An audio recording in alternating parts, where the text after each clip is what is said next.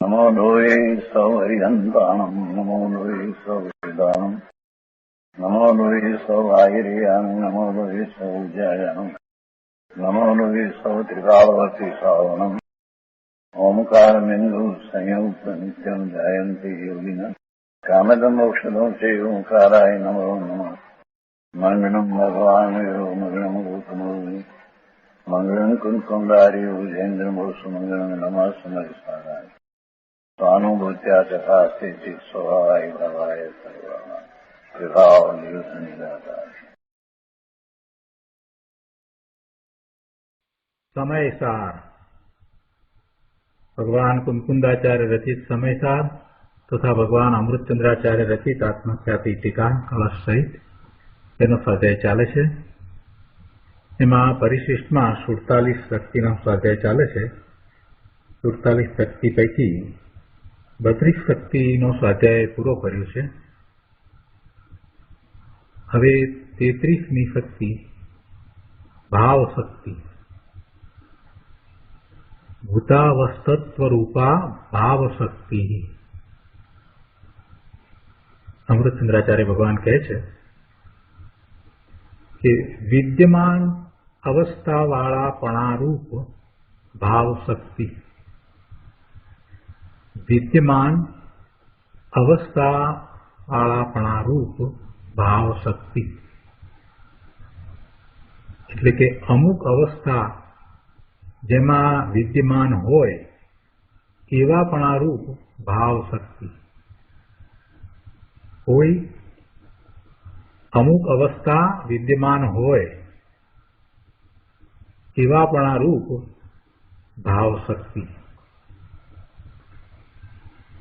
આત્મામાં એવી ભાવ શક્તિ છે કે જ્યારે જુઓ ત્યારે તેમાં કોઈ અવસ્થા વિદ્યમાન હોય જ, અવસ્થા વગર તે હોય જ નહીં। આત્મા અવસ્થા વગરનું હોય જ નહીં। આત્મામાં એવી ભાવ શક્તિ છે કે જ્યારે જુઓ ત્યારે તેમાં કોઈ અવસ્થા વિદ્યમાન હોય। એટલે એવી ભાવ શક્તિની અહીંયા તો વાત કરી છે। શું કહે છે આચાર્ય ભગવાન કે વિદ્યમાન અવસ્થાવાળાપણારૂપ ભાવ શક્તિ એટલે અમુક અવસ્થા જેમાં વિદ્યમાન હોય એવાપણારૂપ ભાવ શક્તિ।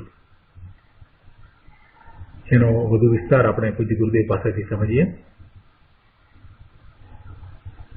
પ્રવચન રત્નાકર ભાગ 11 પાના નંબર 153।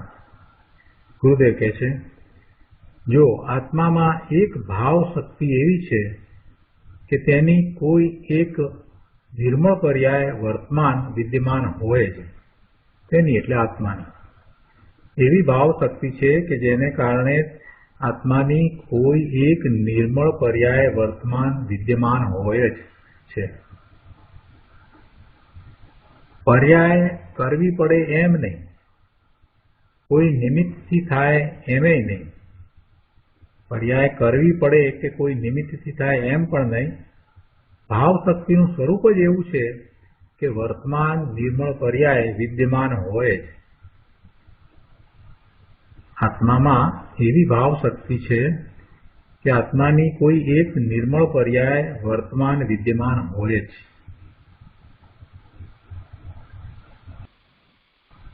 જે સમયમાં ભાવ શક્તિનું પરિણમન થાય છે તે સમયે નિર્મળ પર્યાય વિદ્યમાન હોય છે। વિદ્યમાન પર્યાયવાળા પણ એ ભાવ શક્તિ છે। નિર્મળ પર્યાયને હું કરું તો તે હોય એવી વાત નથી। એટલે કોઈ નિમિત્તથી થાય એમ પણ નહીં અને એ કરવી પડે એમ પણ નહીં। શું કહે છે કે નિર્મળ પર્યાયને હું કરું તો તે હોય એવી વાત નહીં, પણ નિર્મળ પર્યાય વર્તમાન વિદ્યમાન હોય જ છે।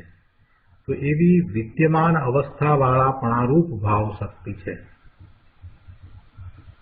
કેવી છે ભાવ શક્તિ કે આત્મામાં આ શક્તિને કારણે કોઈ એક અવસ્થા વિદ્યમાન હોય જ, નિર્મળ અવસ્થા હોય જ, એવી અવસ્થા વિનાનો આત્મા હોય જ નહીં। અહીંયા 154 પાના ઉપર આગળ કહે છે કે અનંત ગુણનું ચૈતન્ય નિદાન પ્રભુ આત્મા છે.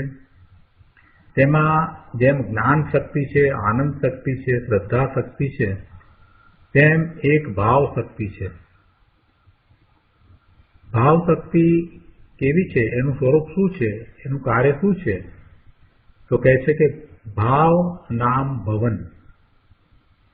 ભાવ એટલે ભવન, નિર્મળ પરિણમના ભવન રૂપ પર્યાય વર્તમાન વિદ્યમાન હોય છે. અનંત ગુણ છે તો અનંત ગુણોની નિર્મળતા રૂપ પર્યાય વર્તમાન વિદ્યમાન હોય જ છે, એવું આ શક્તિનું સ્વરૂપ છે. અહીં શક્તિનું જેને પરિણમન થયું છે એવા સમ્યક દ્રષ્ટિની વાત છે. ગુરુદેવ કહે છે કે મિથ્યા દ્રષ્ટિની વાત નથી, કેમ કે મિથ્યા દ્રષ્ટિને તો શક્તિની પ્રતીતિ જ નથી. એને ક્યાં પ્રતીતમાં આવ્યું છે? એને સહાનુભૂતિ થઈ નથી, એટલે અનંત શક્તિઓનું એકરૂપ પરિણમન જે સહાનુભૂતિમાં આવે છે એની તો એને ખબર નથી, એટલે એને તો એવી કોઈ પ્રતીતિ છે જ નહીં, એટલે એની વાત નથી. એ છે કે ભાવ શક્તિ અને શક્તિવાન આત્મા તેનો જેને અનુભવ વર્તે છે તેને કહે છે કે નિર્મળ પર્યાય વર્તમાન વિદ્યમાન હોય જ છે. જેને ભગવાન આત્માની અંતર પ્રતીતિ થઈ, સમ્યક દર્શન થયું છે, સહાનુભૂતિ થઈ છે અને જ્ઞાનમાં નિજ નાયક જણાયો અને નિર્મળ જ્ઞાન સાથે અનાકુળ આનંદ પ્રગટ થયો, એવા આનંદનું વેદન, અતિન્દ્રિય આનંદનું વેદન પણ થયું. તેને ભાવ શક્તિનું પરિણમન થયું છે, જેથી તેને વર્તમાન નિર્મળ અવસ્થા વિદ્યમાન જ છે. આવી સૂક્ષ્મ વાત છે. ગુરુદેવ કહે છે કે હવે ભાવ શક્તિનું આવું સ્વરૂપ છે, ત્યાં પછી પર નિમિત્તથી થાય અને વ્યવહારથી અને રાગથી થાય એમ ક્યાં રહ્યું? અરે પૂર્વની પર્યાય નિર્મળ હતી માટે વર્તમાન પર્યાય નિર્મળ થઈ એમ પણ નથી. વર્તમાન વિદ્યમાન પર્યાયને પૂર્વની પર્યાયની અપેક્ષા નથી. તો પછી આ નિમિત્તથી થાય અને શુભ ભાવથી થાય અને વ્યવહારથી થાય એની વાત તો ક્યાં રહી? ગુરુદેવ કહે છે કે ભાઈ ધીરજથી સમજવું. આ શક્તિના અધિકારમાં દ્રષ્ટિની પ્રધાનતા છે. દ્રષ્ટિની મુખ્યતાથી કથન કરવામાં આવ્યા છે, એટલે અહીંયા વિકારી ભાવની, વિકારી પરિણામની એની તો વાત જ લીધી નથી. જ્યાં જ્યાં પર્યાયની વાત કરી છે ત્યાં નિર્મળ પર્યાયની વાત લીધી છે. શક્તિ છે અને શક્તિનું નિર્મળ પરિણમન એની અહીંયા તો વાત લીધી છે. એટલે કે શક્તિના અધિકારમાં અહીંયા દ્રષ્ટિની પ્રધાનતાથી વાત છે. દ્રષ્ટિની પ્રધાનતા છે એટલે બીજો અર્થ એવો થાય છે કે અહીંયા આ શક્તિના અધિકાર દ્વારા તો દ્રષ્ટિ સ્વરૂપ તરફ કરાવવી છે. દ્રષ્ટિની પ્રધાનતા છે એટલે કે દ્રષ્ટિ હવે સ્વરૂપ તરફ કરાવવી છે એમ પણ અર્થ થાય છે.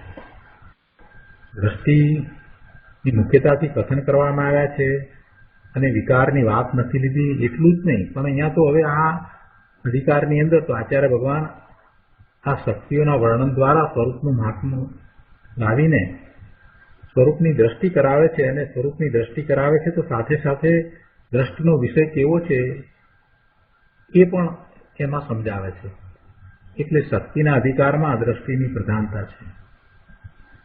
આત્માનો ભાવ શક્તિમય સ્વભાવ જ એવો છે કે તેમાં વર્તમાન નિર્મળ પર્યાય વિદ્યમાન હોય જ છે.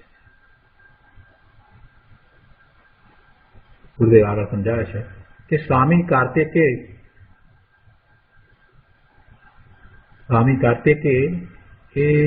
કાર્તિકેય અનુપ્રેક્ષામાં જે વાત કરી છે તો ત્યાં એમ કહ્યું છે કે પ્રત્યેક દ્રવ્યની પર્યાયમાં કાળલબ્ધિ હોય છે. પ્રત્યેક દ્રવ્યની પર્યાયમાં કાળલબ્ધિ હોય છે એટલે શું કે જે સમયે જે પર્યાય થાય તે તેની કાળલબ્ધિ છે. પ્રવચનસારની ગાથા 102 માં પર્યાયની ઉત્પત્તિની જન્મક્ષણ હોવાની વાત આવી છે. જે પર્યાય ઉત્પન્ન થાય છે તે તેની જન્મક્ષણ છે. અને સ્વામી કાર્તિકેયે શું કહ્યું કે પ્રત્યેક દ્રવ્યની પર્યાયમાં કાળ લબ્ધિ હોય છે. એટલે જે સમયે જે પર્યાય થાય છે તે તેની કાળ લબ્ધિ છે. અથવા તો પ્રવચનસાર પ્રમાણે કહીએ તો પર્યાયની ઉત્પત્તિ જે થઈ તે તેની જન્મક્ષણ છે. એટલે કે વર્તમાનમાં જીવની મોક્ષ દશા છે તે તેની કાળ લબ્ધિ છે. એ એની જન્મક્ષણ અને એની કાળ લબ્ધિ છે. પૂર્વની મોક્ષ માર્ગની પર્યાય ને કારણે આ મોક્ષની દશા થઈ છે એમ નથી. મોક્ષ માર્ગની પર્યાય પૂર્વે હતી તો એને કારણે આ મોક્ષની દશા થઈ એમ નહીં. મોક્ષની દશા જે મોક્ષની દશા થઈ છે એ પર્યાય તે તેની કાળ લબ્ધિ છે.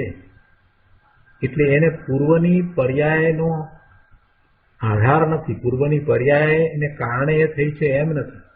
પૂર્વની પર્યાય મોક્ષ માર્ગની પર્યાય હોય, જેને મોક્ષ થાય એને પૂર્વની પર્યાય મોક્ષ માર્ગની પર્યાય હોય એટલે એને ચોથા ગુણસ્થાનથી જ મોક્ષ માર્ગ હોય. અને જ્યારે મોક્ષ થાય છે, 14મા ગુણસ્થાન પછીની દશાનો વિચાર કરીએ તો પછી મોક્ષ થાય છે, તો એ મોક્ષની પર્યાય જે થઈ એની પહેલા જે મોક્ષ માર્ગની પર્યાય છે તે મોક્ષ દશાનું કારણ નથી. એટલે વાસ્તવિક કારણ નથી. છતાં પણ એમ કહેવામાં આવે તો એ વ્યવહાર છે. એ વ્યવહારથી એમ કહેવામાં આવે પૂર્વની મોક્ષ માર્ગની પર્યાય તે મોક્ષની દશાનું વાસ્તવિક કારણ નથી. કારણ કેવું તે વ્યવહાર છે. આટલી બધી સૂક્ષ્મ વાત કરી અને સાથે પર્યાયની સ્વતંત્રતાની વાત કરી કે જે પર્યાય ઉત્પન્ન થાય છે તે પર્યાય સ્વતંત્ર રીતે ઉત્પન્ન થાય છે. અને પર્યાયના ઉત્પાદનની અપેક્ષાએ જો વિચાર કરીએ તો પર્યાયના ષટકારકો એના પોતાના. પર્યાય કેમ ઉત્પન્ન થઈ, એના કારકો કયા છે, એનો કર્તા કોણ છે, એ કોને માટે થઈ, શેમાંથી થઈ, કઈ રીતે થઈ, એ બધો વિચાર કરવા જઈએ એટલે 6 કારકોનો વિચાર કરીએ છીએ તો એ 6 કારકો એના પોતાના છે. એમ પર્યાય સ્વતંત્ર રીતે ઉત્પન્ન થાય છે. એટલે એને પૂર્વની પર્યાયની પણ અપેક્ષા નથી. પૂર્વની પર્યાયની પણ એને અપેક્ષા નથી. પૂર્વની મોક્ષ માર્ગની પર્યાય એ મોક્ષની પર્યાય એનું વાસ્તવિક કારણ નથી. આટલી બધી વાત કરી. આ વાત થઈ એટલે કોઈએ પ્રશ્ન કર્યો કે તો પછી તેનું કારણ શું? જો એ મોક્ષ માર્ગની પર્યાય પણ મોક્ષની પર્યાયનું કારણ નથી તો પછી તેનું કારણ શું? ગુરુદેવ કહે છે કે એ જ અહીંયા કહ્યું છે, એ જ અહીંયા સમજાવે છે. આચાર્ય ભગવાન એ જ અહીંયા વાત કરે છે કે વર્તમાન અવસ્થા વિદ્યમાનપણે હોય જ એવી આત્માની ભાવ શક્તિ તેનું કારણ છે. વર્તમાન અવસ્થા વિદ્યમાનપણે હોય જ એવી આત્માની ભાવ શક્તિ તેનું કારણ છે. વર્તમાન વર્તતી પ્રતિ સમયની અવસ્થા તેના સ્વકાળે વિદ્યમાન થાય એવી આત્માની ભાવ શક્તિ છે તે કારણ છે. શું કહે છે કે વર્તમાન વર્તતી પ્રતિ સમયની અવસ્થા તેના સ્વકાળે વિદ્યમાન થાય એવી આત્માની ભાવ શક્તિ છે તે તેનું કારણ છે. એક લીટીમાં ઘણું સમજવાનું છે, શાંતિથી સમજીએ. શું કહ્યું? વર્તમાન વર્તતી પ્રતિ સમયની અવસ્થા એટલે જે પર્યાય છે તે વખતનું વર્તમાન છે. કોઈ પણ પર્યાય તે વર્તમાન છે. એ વખતે જ્યારે છે ત્યારે તે વર્તમાન છે. એટલે દરેક પર્યાય જે ક્રમબદ્ધ થઈ રહી છે, એક પછી એક થઈ રહી છે ક્રમમાં, તો એ જ્યારે એ થઈ છે તો તે વર્તમાન એટલે જે પર્યાય છે તે વર્તમાન વર્તે છે. એટલે વર્તમાન વર્તતી. હવે બધી પર્યાયને લેવી છે એટલે પ્રતિ સમયની, દરેક સમયની આવી અવસ્થા એ પર્યાય. તો એ પર્યાય તેના સ્વકાળે વિદ્યમાન થાય. જે પર્યાય મોક્ષની પર્યાય છે કે મોક્ષ માર્ગની પર્યાય છે કે સમ્યક દર્શનની પર્યાય છે, તો આ બધી પર્યાયો જ છે. તો એમાં જે પર્યાય જે કાળે પ્રગટ થાય છે, ઉત્પન્ન થાય છે, તે એનો સ્વકાળ છે અથવા તો તે તેની જન્મક્ષણ છે. એ વાત પહેલા ગુરુદેવે સમજાવી. સ્વામી કાર્તિકેયે કહ્યું છે એ પ્રમાણે વાત કરી તો એ પર્યાય દ્રવ્યની જે પર્યાય છે એ પર્યાયમાં કાળ લબ્ધી હોય છે એમ કરીને સમજાવ્યું. અને પ્રવચનસારની વાત લઈ અને એમ સમજાવ્યું. મુકુંદાચાર્ય ભગવાને એ રીતે વાત કરી છે 102 ગાથામાં કે પર્યાયની ઉત્પત્તિ છે એ એની જન્મક્ષણ છે. એટલે જ્યારે એક સમયની પર્યાય છે ત્યારે, એટલે એ વર્તમાન પર્યાય, તો એ વર્તમાન પર્યાય જે ઉત્પન્ન થઈ છે તેનો સ્વકાળ છે એ કાળલબ્ધી છે. એ કાળલબ્ધી છે. હવે દરેક પર્યાય જે ઉત્પન્ન થાય છે તો જે વખતે એ ઉત્પન્ન થઈ છે ત્યારે એ વિદ્યમાન છે, પછી તો એ ભૂતકાળની થઈ જશે. અત્યારે જે પર્યાય વિદ્યમાન છે એ બીજા સમયમાં ભૂતકાળની થઈ જશે. અને અત્યારે જે વિદ્યમાન પર્યાય છે એ એની પહેલાના સમયમાં હતી નહીં, એ ભવિષ્યકાળ તરીકે હતી. એ ભવિષ્યકાળમાં જે થવાની છે એ પર્યાય એ અત્યારે વર્તમાનમાં વિદ્યમાન છે અને હવે એક સમય પછી એ ભૂતકાળ થઈ જશે. એટલે જ્યારે એ વિદ્યમાન થાય છે તો એવી એ વિદ્યમાન એ પર્યાય એક દરેક દ્રવ્યની હોય જ છે. એવી નિર્મળ વિદ્યમાન પર્યાય દરેક દ્રવ્યની હોય જ, એવી આ ભાવ શક્તિ છે. એટલે ભાવ શક્તિને કારણે આ વર્તમાન વર્તતી પ્રતિ સમયની અવસ્થા અથવા તો પર્યાય તે તેના સ્વકાળે વિદ્યમાન થાય એવી આત્માની ભાવ શક્તિ છે. કેમ કે કોઈ એક પર્યાય તો હોય જ, નિર્મળ એક પર્યાય તો હોય જ, આત્માની નિર્મળ એક પર્યાય તો હોય જ. અને કઈ પર્યાય હશે તો તે વખતે જે હોવાની હશે તે જ હશે. અને દરેક પર્યાય એ એક પછી એક થાય છે છતાં એ એક સમય માટે એ વર્તમાન વર્ત છે. એટલે વર્તમાન વર્તતી દરેક સમયની પર્યાયો જે કાળે એ વર્તમાન થઈ એટલે એ વખતે એ વિદ્યમાન છે તો એ એનો સ્વકાળ છે, એ કાળલબ્ધી છે. અને આવું આ ભાવ શક્તિને કારણે છે. કે ભાવ શક્તિની વ્યાખ્યામાં શરૂઆતમાં જે વાત તો કરી દીધી કે આત્માની કોઈ એક નિર્મળ પર્યાય વર્તમાન વિદ્યમાન હોય જ છે, એવી આ ભાવ શક્તિ છે. વિદ્યમાન અવસ્થા વાળાપણારૂપ ભાવ શક્તિ. શું કહ્યું છે ભાવ શક્તિ માટે? વિદ્યમાન અવસ્થા વાળા રૂપ એ ભાવ શક્તિ છે. અને આચાર્ય ભગવાને તો એમ કહ્યું કે ભૂતાવસ્થત્વ રૂપા ભાવ શક્તિ.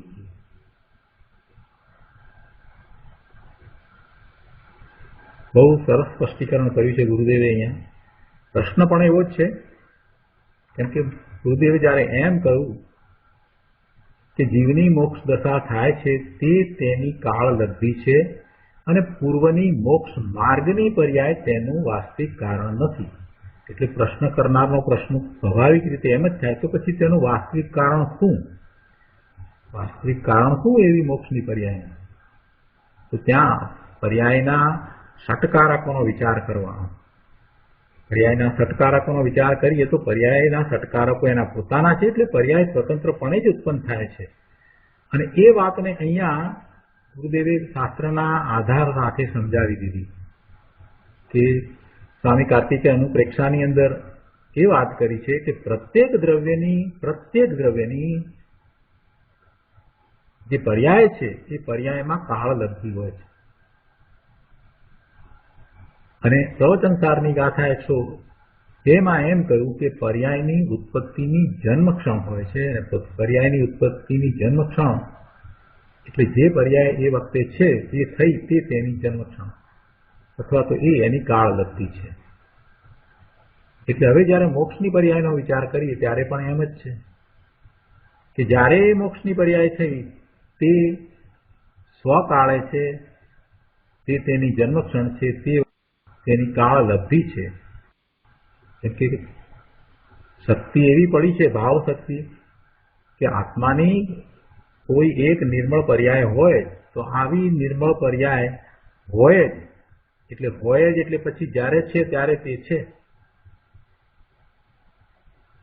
એટલે એને એ હોય જ એમ કહ્યું એટલે એમ નથી કે કોઈક નિમિત્ત આવે તો થાય કે કોઈકને કારણે થાય, એ વાત પણ રહેતી નથી. અને એટલી બધી સ્વતંત્રતા બતાવી દીધી કે પૂર્વની પર્યાય છે તે પણ એનું કારણ નથી. આપણે કોઈ અપેક્ષાએ એમ કહીએ છીએ, ઉપાદાન કારણ કહીએ છીએ અને એમાં ક્ષણિક ઉપાદાનની વાત કહીએ છીએ, પણ અહીંયા તો દ્રષ્ટિની મુખ્યતાથી વાત કરવી છે એટલે ગુરુદેવે એવા ક્ષણિક ઉપાદાનની વાત પણ લીધી નથી, એને પણ અહીંયા તો ગૌણ કરી દીધી છે. અહીંયા કહે છે કે હવે આ રીતે વાત છે તો પછી રાગની ક્રિયાથી, વ્યવહાર રત્નત્રયના રાગથી આત્માનું જ્ઞાન પ્રગટ થાય, વ્યવહારથી નિશ્ચય થાય, એ બધી વાત ક્યાં રહી? રાગ તો બંધનું જ કારણ છે, તેનાથી અબંધ સ્વરૂપ એવો મોક્ષ માર્ગ પણ પ્રગટ થતો નથી અને મોક્ષ પણ થતો નથી. મોક્ષ માર્ગથી મોક્ષ પ્રગટે છે એમ પણ નથી, તો પછી આ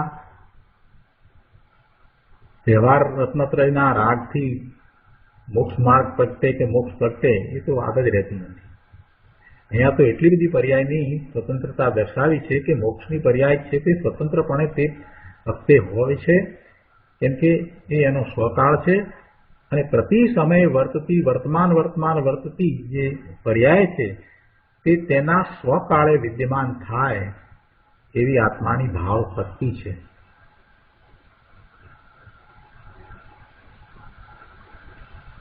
આગળ કહે છે કે અબંધ સ્વરૂપ નિત્ય આનંદ પ્રભુ આત્મા છે. અબંધ સ્વરૂપ એ બંધાયેલો નથી, કર્મથી બંધાયેલી અવસ્થા વાળો ભગવાન આત્મા છે જ નહીં. ભગવાન આત્મા તો ત્રિકાળ શુદ્ધ છે, અબંધ સ્વરૂપ છે, અબદ્ધ સ્પષ્ટ છે. એ છે કે અબંધ સ્વરૂપ નિત્ય આનંદ પ્રભુ આત્મા છે, તેના આશ્રયે ક્રમે મોક્ષ માર્ગ અને મોક્ષ પ્રગટે છે. એટલે ક્રમે મોક્ષ માર્ગ અને મોક્ષ પ્રગટે છે એટલે જે પર્યાય જે સમયે થાય છે તે જ થાય છે. સમ્યક દર્શનની પર્યાય થાય છે એટલે મોક્ષ માર્ગની શરૂઆત થાય છે એમ આપણે કહીએ છીએ, પણ એ સમયે એવી પર્યાય થવાની છે તે જ થાય છે. એ પછીથી ચારિત્રનો પુરુષાર્થ ઉપડે છે અને જે પર્યાય થવાની છે તે જ થાય છે. સાતમા ગુણસ્થાનની દશાની અંદર પ્રત્યુષ્વ સંવેદન સહિત એની જે દશા થવાની છે તે જ થાય છે. શ્રેણી ચડે છે તો તે પર્યાય જે સમય થવાની છે તે તેનો સ્વકાળ છે, તે તેની જન્મક્ષણ છે, અને એમ આખો મોક્ષ માર્ગ છે એટલે ક્રમે મોક્ષ માર્ગ અને પછી એ જ રીતે મોક્ષનું પર્યાય પ્રગટ થાય છે.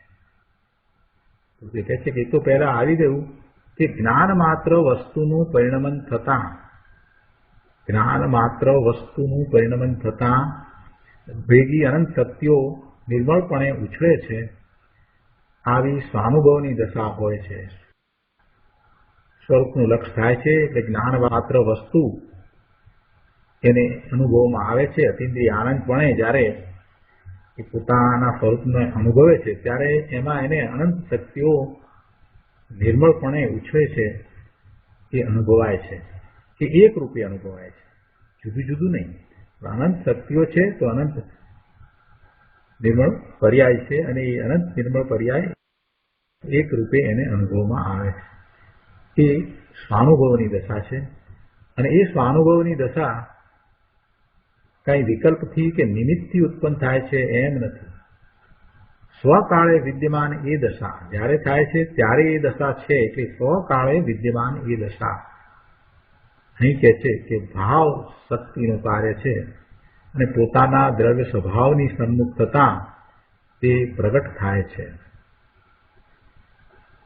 ગુરુદેવે આ રીતે સમ્યક દર્શન અને મોક્ષની બંને પર્યાયોને અહીંયા ભાવ શક્તિ સાથે કઈ રીતે એનો સંબંધ છે એ દર્શાવ્યું કે ભાવ શક્તિનું એ કઈ રીતે કાર્ય થાય છે એ વાત સમજાવી. આગળ 155 પાના પર બીજા પેરેગ્રાફમાં કહે છે કે ભગવાન આત્મા ચૈતન્ય ગુણ રત્નોથી ભરેલો રત્નાકર પ્રભુ છે. તેમાં એક ભાવ શક્તિ નામનો ગુણ છે. આ ભાવ શક્તિ વર્તમાન વિદ્યમાન અવસ્થાને પ્રગટ કરે છે. આ ભાવ શક્તિ વર્તમાન વિદ્યમાન અવસ્થાને પ્રગટ કરે છે. પ્રગટ કરે છે એટલે શું? શક્તિ પરિણમતા વર્તમાન વિદ્યમાન અવસ્થા હોય જ છે. ગુણનું પરિણમન થાય એટલે એની વર્તમાન વિદ્યમાન અવસ્થા હોય જ છે. એ ભલે એક સમયની છે પણ વર્તમાન કોઈ એક નિર્મળ અવસ્થા હોય છે. એ પછી બીજા સમયે બીજી નિર્મળ અવસ્થા હોય પણ કોઈ સમય એમ નથી કે જે વખતે વર્તમાન વિદ્યમાન અવસ્થા હોય નહીં. અહીંયા નિર્મળ અવસ્થા જ સમજવાની છે.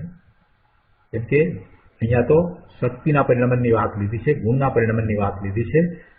એટલે જે પરિણમન છે એ નિર્મળ પરિણમન જ છે. પણ એ નિર્મળ પરિણમન છે એટલે વર્તમાન વિદ્યમાન એક પર્યાય હોય છે. એ વર્તમાન વિદ્યમાન અવસ્થા હોય જ છે. ભાવ શક્તિનું ભવન પરિણમન હોતા આત્માને વર્તમાન વિદ્યમાન અવસ્થાયુક્ત પણ હોય જ છે. એનો અર્થ એ થયો કે અવસ્થા કરવી પડે એમ નહીં. આ પર્યાય અત્યારે છે અને હવે પછીની બીજી પર્યાય કોઈકે કરવી પડે એમ નહીં.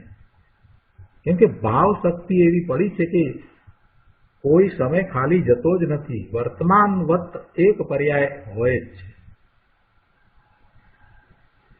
એટલે અવસ્થા કરવી પડે એમ નહીં. અવસ્થા કેવી? પાછી નિર્મળ અવસ્થાની વાત છે. તો નિર્મળ અવસ્થા હવે બીજા સમય માટે કોઈએ કરવી પડે એમ નહીં. અત્યારે નિર્મળ અવસ્થા છે તો હવે પછી બીજી નિર્મળ અવસ્થા કોઈએ કરવી પડે એમ નહીં. કેમ કે ભાવ શક્તિને કારણે આત્માની નિર્મળ પર્યાય હોય જ છે. એટલે એક પર્યાય વિદ્યમાન હોય જ છે. શું કહ્યું? ભાવ શક્તિનું ભવન પરિણમન હોતા આત્માને વર્તમાન વિદ્યમાન અવસ્થા યુક્તપણું હોય જ છે. એટલે અવસ્થા કરવી પડે એમ નહીં. અહીંયા અવસ્થા નિર્મળ લેવાની છે. એટલે કહે છે કે અહીં નિર્મળ અવસ્થા લેવી. મલિન અવસ્થા શક્તિના કાર્યરૂપ નથી. એટલે મલિન અવસ્થા છે તે કોઈ શક્તિનું કાર્ય નથી, ગુણનું કાર્ય નથી. મલિન અવસ્થા છે તે અધ્ધરથી થાય છે. એ વાત બે પ્રત્યય પહેલા ગુરુદેવે કહી કે જે વિકારી પરિણામ થાય છે તે કોઈ આત્માના ગુણને કારણે થતા નથી. તે સમયની એવી યોગ્યતા છે, થાય છે તો થાય છે. એમાં જીવનો ઊંડો પુરુષાર્થ છે, એમાં પરનું લક્ષ્ય છે, એ સમયનું ઉપાદાન અશુદ્ધ છે, એટલે એવા પરિણામ થાય છે. જીવની દ્રષ્ટિ પોતાના સ્વરૂપ તરફ રહે અને સ્વરૂપમાંથી એ બહાર ના આવે તો એવા પરિણામ થતા જ નથી. એટલે જીવનો પોતાનો દોષ છે, પોતાનો અપરાધ છે કે પોતે સ્વથી ચ્યુત થઈ અને બહાર આવ્યો છે, એટલે એવા પરિણામ થાય છે. શુભાશુભ પરિણામ આત્માને કેમ થાય છે? તો કે પોતે પોતાના સ્વભાવથી ચ્યુત થઈને બહારમાં આવ્યો છે એટલે થાય છે. એમાં પરનું લક્ષ કરે છે અને પરનું લક્ષ કરતા પર સંબંધીનું જ્ઞાન થાય છે અને એની સાથે પછી એ જોડાઈ જાય છે. એમાં જેટલી રુચિ કરે છે એવા એટલા તન્મયતા રૂપ એવું પરિણામ એને હોય છે. જેટલી એમાં રુચિ કરે એટલી એ પરિણામમાં તન્મયતા છે. એટલે એ પ્રમાણે એને કર્મના બંધ પડે છે. જ્ઞાનીને ભલે સ્વમાંથી એ બહાર આવ્યો છે પણ લક્ષ્ય એનું સ્વ તરફ જ રહે છે, દ્રષ્ટિ તો એની સ્વરૂપ તરફ જ રહે છે. નિર્વિકલ્પ ધ્યાનમાં નથી, બહારમાં છે, એનો ઉપયોગ બહારમાં છે. તે છતાંય એની દ્રષ્ટિ તો આત્મા પર જ હોય છે. એટલે એ જ્ઞાન કરે છે, પરનું જ્ઞાન એને એ વખતે હોય છે, પણ પરના જ્ઞાનની સાથે એ પરમાં રૂચિ નથી, એટલે એની સાથે જોડાતો નથી, એમાં એ તન્મય થતો નથી. જ્યારે અજ્ઞાની તો એમાં તન્મય થઈ જાય છે. એટલે અહીંયા એ મલિન અવસ્થાની તો વાત લીધી જ નથી. કેમ કે મલિન અવસ્થા જે છે એ કોઈ શક્તિના કાર્ય રૂપે થતી નથી, ગુણના કાર્ય રૂપે થતી નથી. ભગવાન આત્મામાં કોઈ શક્તિ ગુણ નથી કે જેને કારણે એવી વિકારી અવસ્થા થાય, મલિન અવસ્થા થાય, શુભાશુભ ભાવ થાય. અહીંયા કોઈએ પ્રશ્ન કર્યો કે આત્મા અને તેની અવસ્થા પોતાથી વિદ્યમાન છે એ તો માન્યું. આ ગુરુદેવે સમજાવ્યું આ બધું. એટલે કે છે કે અમને એ વાત તો બરાબર ગળે ઉતરી કે આત્મા અને તેની અવસ્થા પોતાથી વિદ્યમાન છે એ તો માન્યું, પણ અમારી અવસ્થામાં મિથ્યાત્વ વર્તે છે ને. જો આવી વાત ઘણા લોકોની છે અત્યારે વર્તમાનમાં પણ આપણી સાથે પણ કદાચ ભાઈ બેઠા હશે કે જેમના મનમાં આ વાત હોય. ઘણા એ મને આ વાત તો કરી છે કે પણ અત્યારે મિથ્યાત્વ વર્તે છે ને, કે આ તો બધું વાત બરાબર છે, આ તો શાસ્ત્રની વાત થઈ, પણ અત્યારે તો શું છે, આપણને મિથ્યાત્વ જ છે. એટલે પોતે મિથ્યાત્વ સહિત છે એની જ દ્રઢતા કરી રહ્યા છે, પણ પોતાનો સ્વભાવ મિથ્યાત્વ રહિત છે. પોતાનો સ્વભાવ મિથ્યાત્વ રહિત છે, પોતે શુદ્ધ છે, સિદ્ધ સમાન છે, એની દ્રઢતા કરતા જ નથી. પછી પર્યાયમાં એ નિર્મળ પરિણામ ક્યાંથી થશે? ગુરુદેવ અહીંયા કહે છે કે અરે ભાઈ, આત્માની અવસ્થા પોતાથી જ છે એમ જો તમને લાગે છે, આ પેલા ભાઈએ પ્રશ્ન કરનારા એમ કહ્યું કે આત્મા અને તેની અવસ્થા પોતાથી જ વિદ્યમાન છે એ તો માન્યું. એટલે ગુરુદેવ પહેલા એ કહે છે કે ભાઈ, આત્માની અવસ્થા પોતાથી જ છે એમ કઈ રીતે તમે માન્યું? કોની સામે જોઈને માન્યું? જો આત્માની સામે જોઈને માન્યું હોય કે આત્માની અવસ્થા પોતાથી વિદ્યમાન છે એમ જો આત્માની સામે જોઈને માન્યું હોય, એટલે સ્વરૂપની દ્રષ્ટિ કરીને જો માન્યું હોય, તો પછી પર્યાયમાં મિથ્યાત્વ રહે જ નહીં. તો પછી પર્યાયમાં મિથ્યાત્વ ક્યાં છે? આત્માની અવસ્થા પોતાથી વિદ્યમાન છે એ સત્ય તમે સ્વીકાર્યું છે, એનો અર્થ એ થયો કે તમે સ્વરૂપની દ્રષ્ટિ કરી અને આત્માની અવસ્થાનો વિચાર કર્યો છે. આત્માની અવસ્થાનો વિચાર નહીં, પણ આત્માની અવસ્થાને અનુભવી છે કે એ એવી છે કે નિર્મળ અવસ્થા વિદ્યમાન છે, તો જ તમે એ કહી શકો કે આત્માની અવસ્થા પોતાથી વિદ્યમાન છે. ત્યાં સુધી તો તમે કહી શકતા નથી. જ્યાં સુધી અનુભવ નથી કર્યો ત્યાં સુધી ક્યાંથી કહ્યું? શાસ્ત્રમાંથી વાંચ્યું એ તો માહિતી રૂપે છે, તમને ક્યાં છે? એટલે ગુરુદેવ કહે છે કે અરે ભાઈ, આત્માની અવસ્થા પોતાથી જ છે એમ તે કોની સામે જોઈને માન્યું? જો આત્માની સામે જોઈને માન્યું હોય તો પર્યાયમાં એટલે અવસ્થામાં મિથ્યાત્વ રહે જ નહીં. એટલે તમને હજી એ માન્યતા જે છે ને એ પણ ઉપર છલ્લી છે. વાસ્તવમાં તમને એ માન્યતા હજી થઈ જ નથી. પોતાની અવસ્થા પોતાથી જ વિદ્યમાન છે એવો દ્રવ્ય સ્વભાવ જેણે સ્વીકાર્યો, એવા પરમ સત્યને જેણે સ્વીકાર્યું, તેને નિર્મળ અવસ્થાનું જ વિદ્યમાનપણું હોય છે.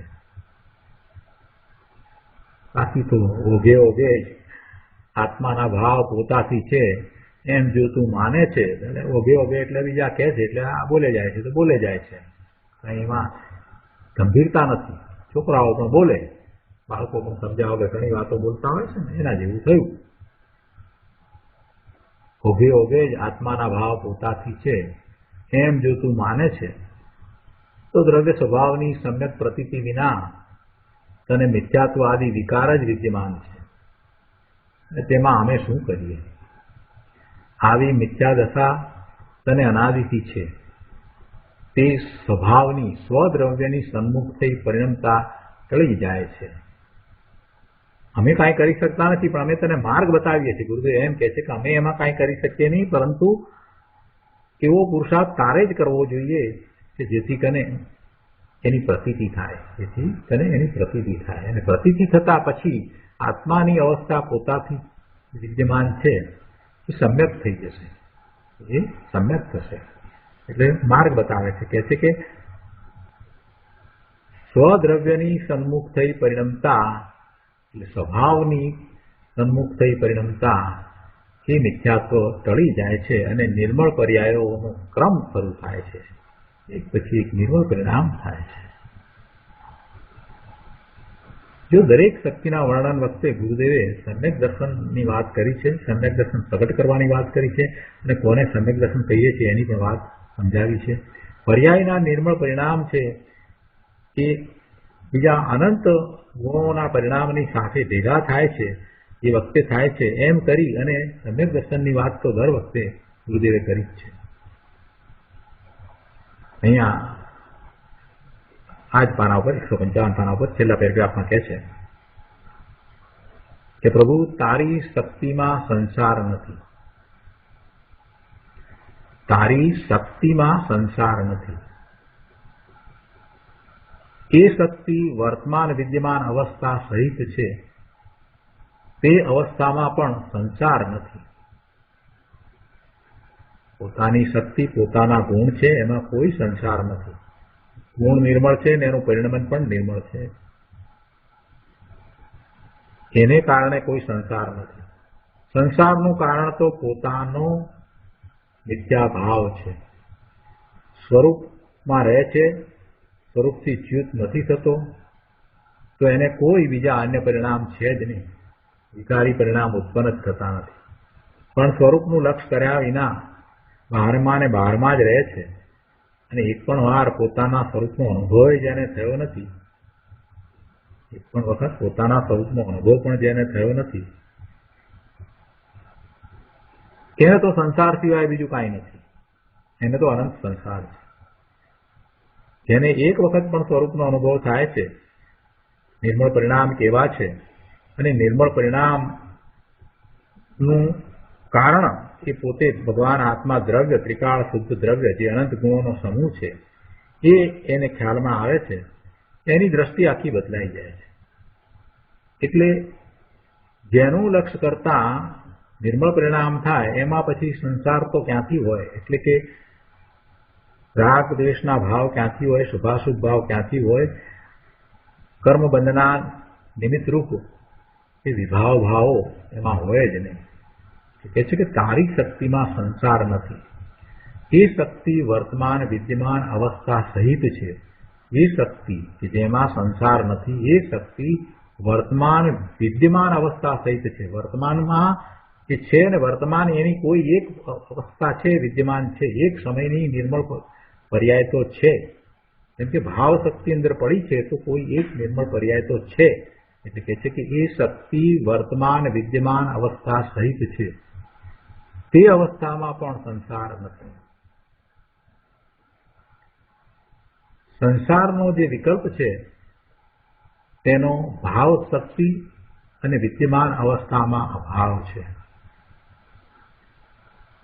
હવે આવી ચોખ્ખી વાત છે, છતાં લોકો વ્યવહારને સાધન માને છે અને એની જ વાત કરે છે. અરે ભાઈ, વ્યવહારની વાત બરાબર છે, પણ એ વ્યવહાર જે છે બતાવ્યો છે, વ્યવહારને સાધન કહ્યું છે, તે બધું તો ત્યાં નિમિત્તનું જ્ઞાન કરાવવા માટે ઉપચારથી સાધન કહ્યું છે. ઉપચારથી જે વાત કહેવામાં આવી છે તે કાંઈ ખરેખર સાધન નથી.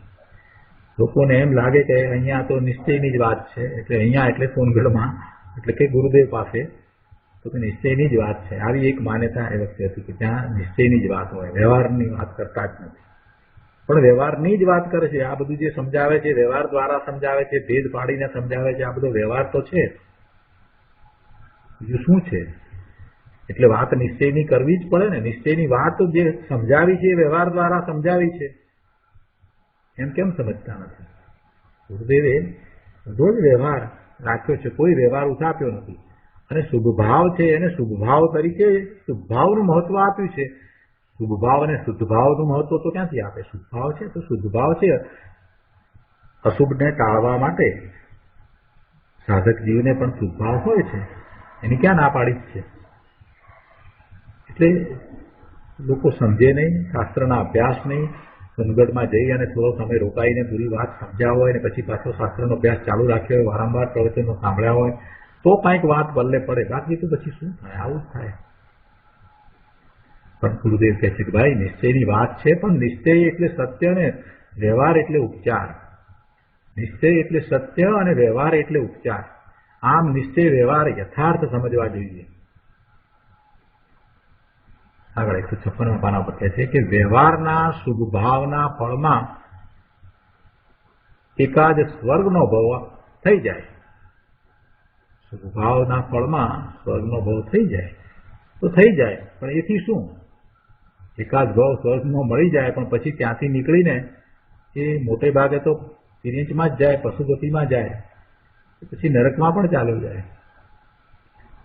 એવા શુભ ભાવ જે બંધનું કારણ છે એ મુક્તિનું કારણ બને એવી ઊંધી માન્યતાને પકડી રાખીને તારે કરવું છે શું ભાઈ?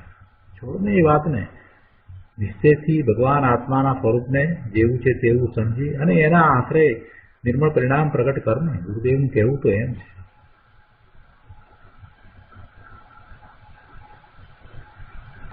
અહીંયા આગળ 5મા પેરેગ્રાફની 3જી લીટીમાં કહે છે કે ભાવ શક્તિની વર્તમાન વિદ્યમાન નિર્મળ અવસ્થા તે તારા કલ્યાણનું કારણ છે. ભાવ શક્તિની વર્તમાન વિદ્યમાન નિર્મળ અવસ્થા તે તારા કલ્યાણનું કારણ છે. આ ભાવ શક્તિ દ્રવ્ય ગુણમાં અનંતમાં વ્યાપક છે. દ્રવ્યમાં અને જેટલા ગુણ છે, અનંત ગુણ છે, તો અનંત ગુણમાં વ્યાપક છે. જેથી અનંત ગુણ સહિત દ્રવ્યની વર્તમાન અવસ્થા નિર્મળ વિદ્યમાન હોય જ છે. અને તે નિર્મળ અવસ્થા જે છે એવી નિર્મળ અવસ્થા થાય છે અને એમ કરતા મુક્ત અવસ્થા પણ પ્રાપ્ત થાય છે. એટલે અપેક્ષાથી અહીંયા કહે છે કે મુક્તિનું કારણ છે. શું કહ્યું છે અહીંયા? આ ભાવ શક્તિ દ્રવ્ય અને અનંત ગુણમાં વ્યાપક છે. જેથી અનંત ગુણ સહિત દ્રવ્યની વર્તમાન અવસ્થા નિર્મળ વિદ્યમાન હોય જ છે અને તે મુક્તિનું કારણ છે. આવી વાત છે. ત્રિકાળી ભાવ શક્તિ છે તે પારિણામિક ભાવે છે. દરેક શક્તિ પરિણામિક ભાવે છે અને એનું પરિણમન થાય છે એ ઉપશમ, ક્ષયોક્ષમ અને ક્ષાયિક એવા 3 ભાવરૂપ છે જેને આપણે મોક્ષ માર્ગ કહીએ છીએ. 5 ભાવમાંથી 3 ભાવ છે, ઉપશમ, ક્ષયોક્ષમ અને ક્ષાયિક ભાવ, એ મોક્ષ માર્ગ છે. જે ગુણ છે, જે શક્તિ પડી છે એ તો પારિણામિક ભાવે છે, એટલે એ તો દ્રવ્યરૂપ છે. અને આ 3 ભાવ ઉપશમ, ક્ષયોક્ષમ અને ક્ષાયિક એવા 3 ભાવ છે એ નિર્મળ પરિણમન છે. તો એ પરિણમન એ મોક્ષ માર્ગ રૂપ છે, એ ધર્મ છે. અને ઉદય ભાવ, એ ઉદય ભાવ છે તે શક્તિનું કાર્ય નથી. ઉદય ભાવ એ શક્તિનું કાર્ય નથી. નિર્મળ પર્યાયની વર્તમાન હયાતી હોય એવી ભાવ શક્તિ જીવમાં ત્રિકાળ છે. પણ પેલી જે ઉદય ભાવની વાત કરી એ ઉદય ભાવ એમાં નથી, એ શક્તિમાં નથી અને એ શક્તિનું કાર્ય પણ નથી. એ શક્તિને કારણે કોઈ ઉદય ભાવ થતા નથી. જે ઉદય ભાવ છે એ તો પરના લક્ષ્ય થતો ભાવ છે. એનું કારણ શક્તિ નથી, આત્માના ગુણને કારણે ઉદય ભાવ નથી. એટલે ઉદય ભાવ છે તે ધર્મ નથી. ઉદય ભાવ ભલે ગમે તેવો શુદ્ધ ભાવ હોય તો પણ તે ધર્મ નથી. જે શક્તિનું ગુણનું પરિણમન છે તે નિર્મળ પર્યાય છે, તે ધર્મ છે, તે મોક્ષ માર્ગ છે. એટલે અહીંયા કહે છે કે દ્રવ્ય સ્વભાવની દ્રષ્ટિપૂર્વક જેને ભાવ શક્તિની પ્રતીતિ થઈ છે તેને ભાવ શક્તિના કાર્યરૂપ નિયમથી નિશ્ચિત નિર્મળ અવસ્થા વિદ્યમાન હોય છે. શું કહે છે કે દ્રવ્ય સ્વભાવની દ્રષ્ટિપૂર્વક જેને ભાવ શક્તિની પ્રતીતિ થઈ છે તેને ભાવ શક્તિના કાર્યરૂપ નિયમથી નિશ્ચિત નિર્મળ અવસ્થા વિદ્યમાન હોય છે. નિર્મળ પર્યાયની વર્તમાન હયાતી હોય એવી ભાવ શક્તિ જીવમાં ત્રિકાળ છે. નિર્મળ પર્યાયની વર્તમાન હયાતી હોય, વર્તમાન હોય એવી ભાવ શક્તિ જીવમાં ત્રિકાળ છે. અમુક અવસ્થા એટલે અહીં નિશ્ચિત નિર્મળ પર્યાયની વાત છે. કોઈ એક પર્યાય અથવા તો અમુક અવસ્થા હોય એમ કહ્યું એટલે અમુક એટલે ગમે તે નહીં એમ કહેવામાં આવે છે. એ નિશ્ચિત જ હોય છે. અમુક અવસ્થા એટલે અહીં નિશ્ચિત નિર્મળ પર્યાયની વાત છે. એમ કહ્યું ને કે કોઈ એક અવસ્થા અથવા તો અમુક અવસ્થા હોય જ છે નિર્મળ અવસ્થા, એટલે એમાં પણ એ નિશ્ચિત જ હોય છે. નિર્મળ હોય છે અને નિશ્ચિત હોય છે. એ છે કે દ્રવ્ય સ્વભાવની દ્રષ્ટિપૂર્વક જેને ભાવ શક્તિની પ્રતીતિ થઈ છે, દ્રવ્ય સ્વભાવની દ્રષ્ટિ કરતા તો અનંત ગુણોની પર્યાયનું પરિણમન એને અનુભવમાં આવે છે, એટલે સાથે ભાવ શક્તિની પણ પ્રતીતિ થાય છે. એટલે કે છે દ્રવ્ય સ્વભાવની દ્રષ્ટિપૂર્વક જેને ભાવ શક્તિની પ્રતીતિ થઈ છે તેને ભાવ શક્તિના કાર્યરૂપ નિયમથી નિશ્ચિત નિર્બળ અવસ્થા વિદ્યમાન હોય છે. અમુક અવસ્થા એટલે ક્રમબદ્ધ જે નિર્મળ અવસ્થા થવાની હોય તે અવસ્થા વર્તમાન વિદ્યમાન હોય છે એમ વાત છે. અમુક અવસ્થા એટલે ગમે તે અવસ્થા એમ વાત નથી, પણ અમુક નિર્મળ નિશ્ચિત અવસ્થાની વાત છે. જીવને કોઈ એક નિર્મળ નિશ્ચિત અવસ્થા હોય છે તેનું કારણ આ ભાવ શક્તિ છે.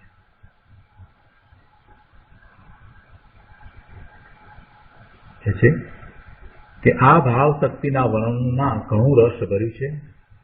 ભાવ શક્તિ પરિણમતા શું થાય છે તો કહે છે કે પહેલું તો નિયમથી વર્તમાન નિર્મળ અવસ્થા વિદ્યમાન હોય છે. નિયમથી વર્તમાન નિર્મળ અવસ્થા વિદ્યમાન હોય છે.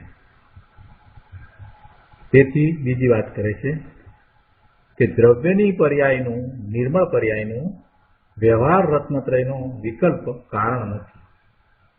એટલે કે નિર્મળ પર્યાય એ કાર્ય અને શુભ ભાવ એ એનું કારણ એમ નથી. ત્રીજી વાત, દ્રવ્યની નિર્મળ પર્યાયનું દેવ ગુરુ આદિ પર નિમિત્ત કારણ નથી.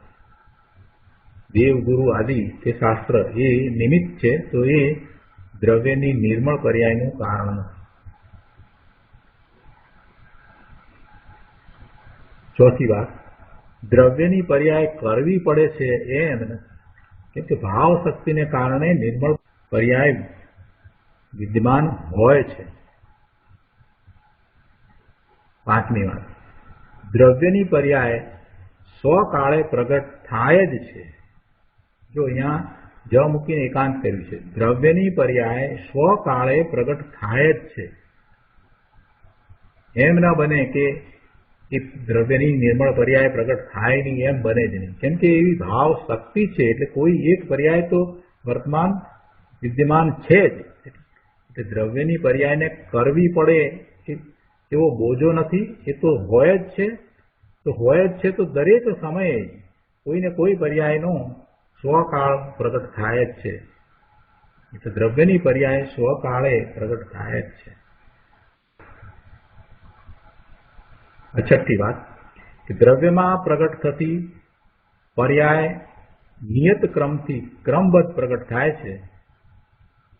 દ્રવ્યમાં પ્રગટ થતી પર્યાય નિયત ક્રમથી ક્રમબદ્ધ પ્રગટ થાય છે. આ રીતે ઘણા રહસ્યો આ ભાવ શક્તિના વર્ણનમાં ભર્યા છે. લોકો માત્ર શુભ ભાવમાં રાચી રહે, શાસ્ત્રના અભ્યાસ કરે નહીં, એટલે આવું પરમ સત્ય એમને ખ્યાલમાં આવતું નથી. અહીંયા 157 પાના ઉપર બીજા પેરેગ્રાફમાં ગુરુદેવ કહે છે કે આ શક્તિના વર્ણનમાં પર્યાયના પરિણમન સહિતની વાત છે. પરિણમનમાં એક એક શક્તિ અને શક્તિવાન દ્રવ્યની પ્રતીતિ થાય છે. આ 47 શક્તિનું વર્ણન છે. એ વર્ણનની અંદર એનું નિર્મળ પરિણમન એટલે નિર્મળ પર્યાય જે થાય છે એના સહિત શક્તિની વાત કરવામાં આવી છે. અને એક શક્તિનું રૂપ બીજી શક્તિમાં રહ્યું છે, બીજા ગુણમાં રહ્યું છે, એ વાત પણ છે. અને આ શક્તિ છે તે પારિણામિક ભાવે છે, એ પણ વાત આવી ગઈ. એટલે એ બધી વાતને ફરીથી ગુરુદેવ યાદ કરે છે કે પરિણમનમાં એક એક શક્તિ અને શક્તિવાન દ્રવ્યની પ્રતીતિ થાય છે. શુદ્ધ પરિણમન વિના ત્રિકાળી શુદ્ધ દ્રવ્યની પ્રતીતિ એટલે સિદ્ધિ થતી નથી. એટલે નિર્મળ પરિણમન હોય તો હોય એનો અર્થ એ કે નિર્મળ પરિણમન એને અનુભવમાં આવે. નિર્મળ પરિણમન તો અંદરમાં તો છે જ, પણ એનું લક્ષ કરે અને એવું નિર્મળ પરિણમન અનુભવે એને એ નિર્મળ પરિણમન છે. એટલે કહે છે કે શુદ્ધ પરિણમન વિના ત્રિકાળી શુદ્ધ દ્રવ્યની પ્રતીતિ થતી નથી. એટલે એને ત્રિકાળી દ્રવ્યની સિદ્ધિ થતી નથી. પોતાના સ્વરૂપની સિદ્ધિ એને થતી નથી. નિર્મળ પરિણમન થાય ત્યારે જેવી સિદ્ધિ થાય છે અને પછી એવું જ પ્રતીતમાં રહે છે. પર્યાય રૂપ પરિણમન વિના કોની પ્રતીતિ, શેમાં પ્રતીતિ? એટલે કે આ શક્તિ જે દ્રવ્યમાં પડી છે એ ધ્રુવપણે પડી છે, પણ એનું જે પરિણમન છે એ પરિણમન જો ન હોય તો એવા પરિણમન વિના પ્રતીતિ ક્યાંથી થશે? કોની પ્રતીતિ? અને પ્રતીતિ શેમાં થાય? પ્રતીતિ પર્યાયમાં જ થાય ને. પ્રતીતિ થાય એ પર્યાય જ છે ને. પ્રતીત કરવા વાળી પર્યાય છે, અનુભવ કરવા વાળી પર્યાય છે. એટલે એ નિર્મળ પરિણમન થાય છે ત્યારે એ અનુભવ થાય છે. એટલે એવું નિર્મળ પરિણમન છે એની અહીંયા ગુરુદેવ વાત કરે છે કે શક્તિના વર્ણનની અંદર આ પરિણમન પર્યાય મહત્વની છે, નિર્મળ પર્યાય છે, નિર્મળ પરિણમન છે એ મહત્વનું છે. એટલે એના સહિત અહીંયા વાત કરી છે. વર્તમાન સહિત ત્રિકાળી દ્રવ્ય અને શક્તિની પ્રતીતિ પર્યાયમાં થાય છે. પર્યાય વિના શેમાં એ પ્રતીતિ થાય છે? પર્યાયની વાત કરી છે. જીવને જ્યાં સુધી દ્રવ્ય ઉપર દ્રષ્ટિ ન હોય ત્યાં સુધી તેને શક્તિનું પરિણમન નથી. શક્તિનું પરિણમન નથી એટલે એને અનુભવમાં નથી, એટલે એને માટે નથી. અંદર શક્તિ છે, ગુણ છે, ગુણનું પરિણમન છે, પણ એ બધું કોને છે? જેને એનું લક્ષ્ય થયું છે અને એને અનુભવે છે એને છે. એટલે પરિણમન વિના એવું પરિણમન જ્યાં સુધી શુદ્ધ નિર્મળ પરિણમન નથી થયું ત્યાં સુધી બધું વ્યર્થ છે. એટલે જીવને જ્યાં સુધી એવું પરિણમન ન થાય ત્યાં સુધી બધું માહિતી રૂપ છે, બીજું કાંઈ નથી. અને એવું પરિણમન કઈ રીતે થાય? તો કહે છે કે દ્રવ્ય ઉપર દ્રષ્ટિ કરે તો થાય. એટલે જ્યાં સુધી દ્રવ્ય ઉપર દ્રષ્ટિ ન હોય ત્યાં સુધી તેને આવા ગુણોનું, શક્તિઓનું પરિણમન નથી. તેથી તેની પ્રતીતમાં ત્રિકાળી દ્રવ્યની હયાતી નથી. ગુણનું પરિણમન જે એક રૂપે અનુભવમાં આવે છે એ દ્વારા શું પ્રસિદ્ધ થાય છે? ભગવાન, આત્મા, ત્રિકાળી દ્રવ્ય એમાં એને પ્રસિદ્ધ થાય છે. એટલે જેને આવું પર્યાયનું પરિણમન અનુભવમાં નથી આવ્યું એને એની પ્રતીતિ નથી, એટલે એને દ્રવ્યની પણ હયાતી નથી. એમ વાત કરી દીધી. તેને તો રાગની જ હયાતી છે. એને તો રાગ જ દેખાય છે. મલિન રાગની રુચિમાં તેને આત્મા ભાસતો નથી, આત્મા દેખાતો નથી, આત્માનું લક્ષ થતું નથી. પછી આત્માનો અનુભવ તો ક્યાંથી થાય? તેને રાગ જ, મલિન અવસ્થા જ વિદ્યમાન છે.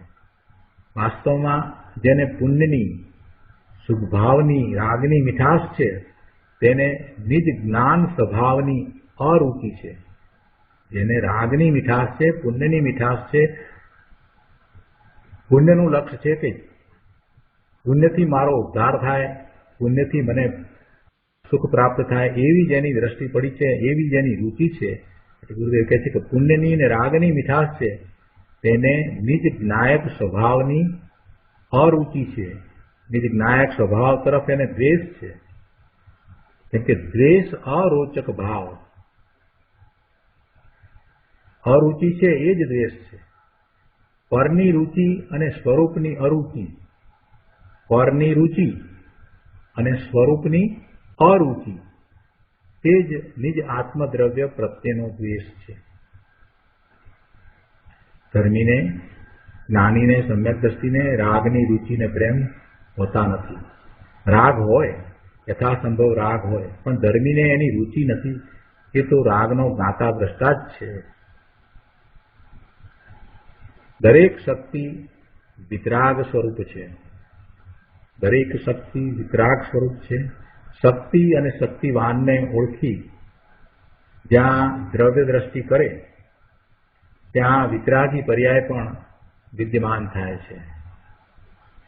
છેલ્લે કહે છે કે આવું વર્તમાન નિર્મળ અવસ્થાના હવા રૂપે ભાવ શક્તિ છે.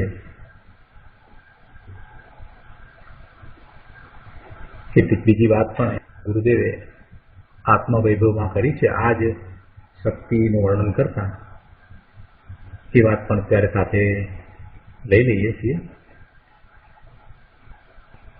નિજ ભાવમાં પરિણમતો આત્મા પોતે નિર્મળ અવસ્થાની વિદ્યમાનતા વાળો જ છે.